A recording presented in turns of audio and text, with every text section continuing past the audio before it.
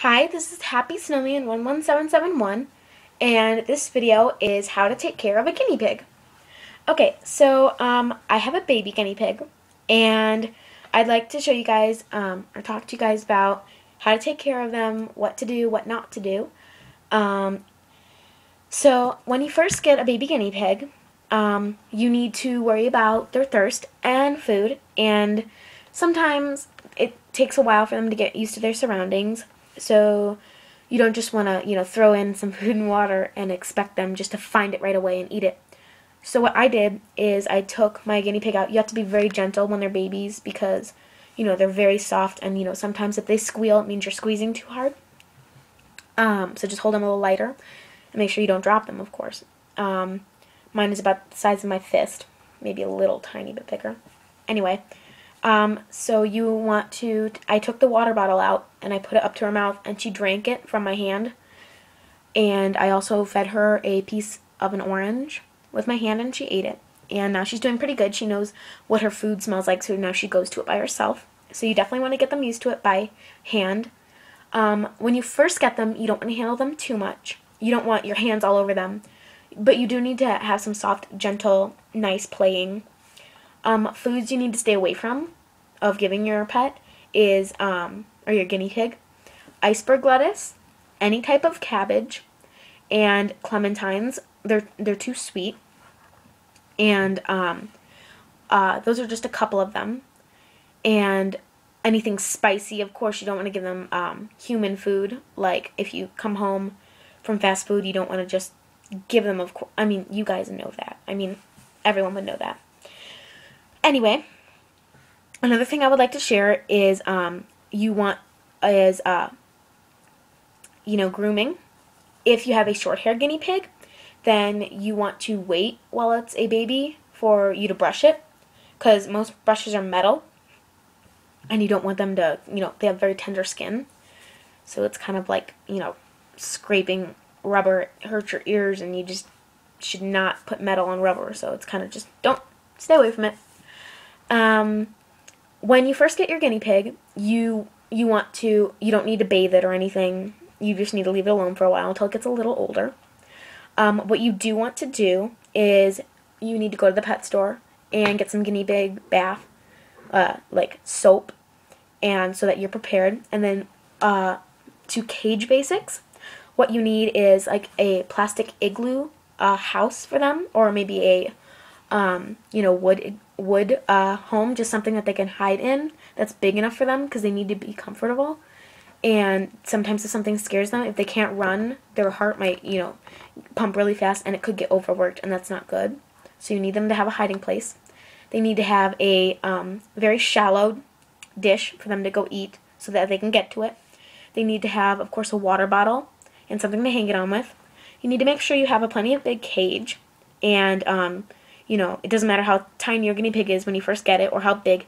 You need to think about when it gets older, if it's a baby. So you can't just get a tiny, tiny cage and expect it to last the whole time.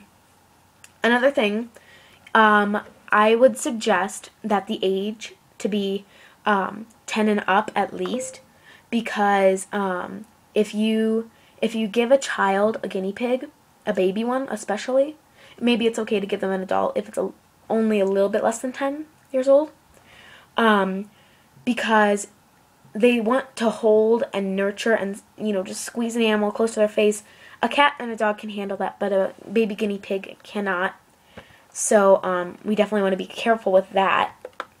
Another thing is eating habits. If you have a rabbit or something like that, you do not want to, give it rabbit food, because another thing guinea pigs really need is a good source of calcium. And, you can't really get that with rabbit food because rabbits don't need it as much. And so that's definitely a no-no, is to give it other pets' food. And sometimes in rabbit's food, there's things too big for it to be able to chew and process, especially when it's younger. Another thing is you should not let them roam free without you paying very close attention, because they can chew on electrical cords, or they could get lost or squished under something.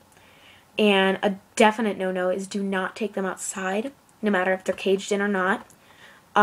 If you have like a screened-in porch or anything, that is totally fine. Or let's say you need to take it to the vet or the pet store, or you know, you need to take it to a friend's house so they can take care of it while you go on vacation or something like that. It's fine, you know, for you to put them in a carrying case, go outside, and, you know, then get in the car. But you definitely don't want to, you know, be them exposed outside. Another thing is they have very sensitive skin. And so you want to make sure you wash your hands very well before you handle them, because you might have something on your hands that could hurt their skin. Another thing I'd like to talk about is if you take a medication. I know I'm taking something right now.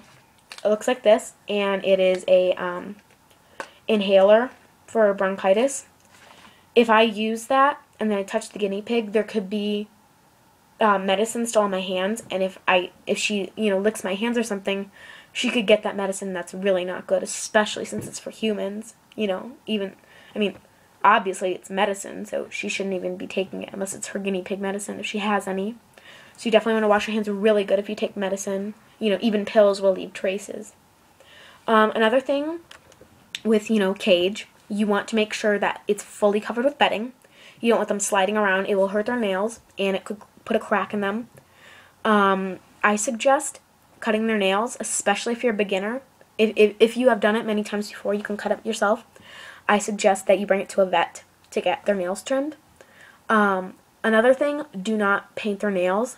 There was a guinea pig in Los Angeles, California. This story was a while ago. And a little girl had painted her guinea pig's nails red. It doesn't matter what color, but, you know, she painted her guinea pig's nails, and her guinea pig had chewed at it because it didn't like the way it felt. It got a little bit, you know, in her, you know, the side of her nail. So she chewed on it, and she swallowed it, and she got very sick, and she, you know, she died and passed. And it was very sad, and, you know, the family, it was terrible. So you should not paint your guinea pig's nails. I mean, like, feel free to put a little hat on it or something, but, you know, you shouldn't, you know, put clothing on them, dress up their nails. You know, they're not meant for that. If you're wondering how long a guinea pig lasts, they can actually, like, I'd say the longest they can probably last, 12 years. That's, like, big for a guinea pig, like, really big. I know that usually they use, you know, like 5 to 9 years is good. You especially don't want to give them to a young child, because if they have it and, you know, they're very young and it dies, you know, they're going to be very sad. You know, if you're older, when it dies, you know, it's easier to take. So, those are the basics. I got my guinea pig a while ago, and I did, you know, so much searching on the internet, and I made sure all my facts are true. Some tips, I call them guinea tips, on my little segment here. A guinea tip is never, if you have just a salad or something, don't just pick something off of it. Like, I mean, especially to have dressing, but even if it doesn't, don't just put it in their cage. Always go to the internet, and you need to search if it's okay for them to eat it, and make sure at least you can, you know, you can get that correct information at 5 different sources. If you go online and let's just say, I'm just saying, let's say only one person in the whole internet says you can give them cucumbers, and everyone else says do not. You know, are you going to give it cucumbers? No. But, you know, just make sure it's okay. And some foods, you know, you need to be careful with, especially fruits. I haven't looked into that yet.